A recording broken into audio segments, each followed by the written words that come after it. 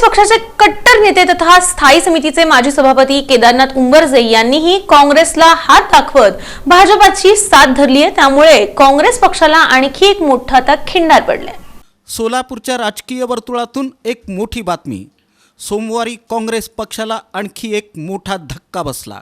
सोलापूर महानगरपालिकेचे स्थायी समितीचे माजी सभापती आणि माजी केंद्रीय गृहमंत्री सुशीलकुमार शिंदे यांचे कट्टर समर्थक केदारनाथ उंबरजे यांनी अधिकृतपणे भारतीय जनता पक्षाचा झेंडा हाती घेतला। खरं तर केदारनाथ उंबरजे यांना राजकीय क्षेत्रातील मोठं व्यक्तिमत्व मानलं जातं।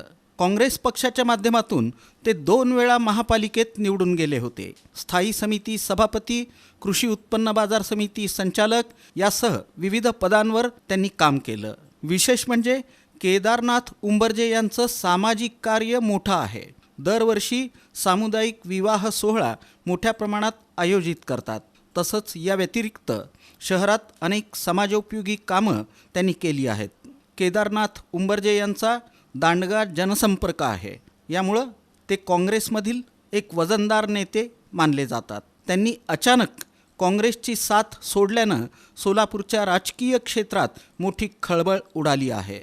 काँग्रेसमधील एका वजनदार नेत्यानं काँग्रेसलाच हात दाखवल्यानं आगामी महापालिका निवडणुकीच्या पार्श्वभूमीवर काँग्रेसला सोलापूर शहरात मोठं खिंडार पडलं आहे।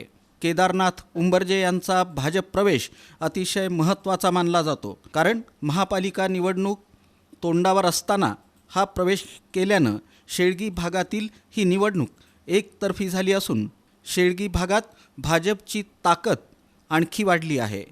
शेळगी भागात केदारनाथ उंबरजे यांची वैयक्तिक मोठी ताकद असल्यानं त्याचा थेट फायदा भाजपला महानगरपालिका निवडणुकीत होऊ शकतो। दरम्यान आमदार विजयकुमार देशमुख यांच्या नेतृत्वावर विश्वास ठेवून प्रभागातील कामांना गती देण्यासाठी कोणतीही अट न ठेवता विना अट हा पक्षप्रवेश निश्चित केला असल्याचं केदारनाथ उंबरजे यांनी सांगितलं।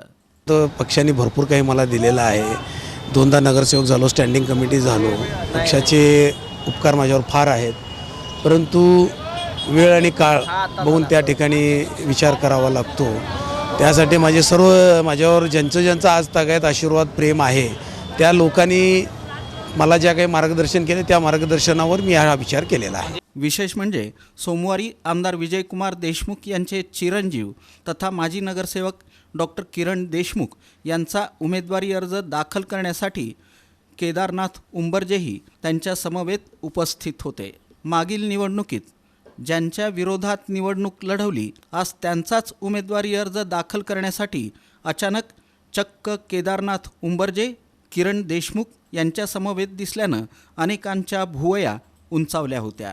महापालिकेत सत्ता राखण्यासाठी भाजप सध्या आक्रमक रणनीती आखत आहे। इतर पक्षातील बड्या नेत्यांना पक्षात सामील करून घेणं हा याच रणनीतीचा भाग मानला जातो।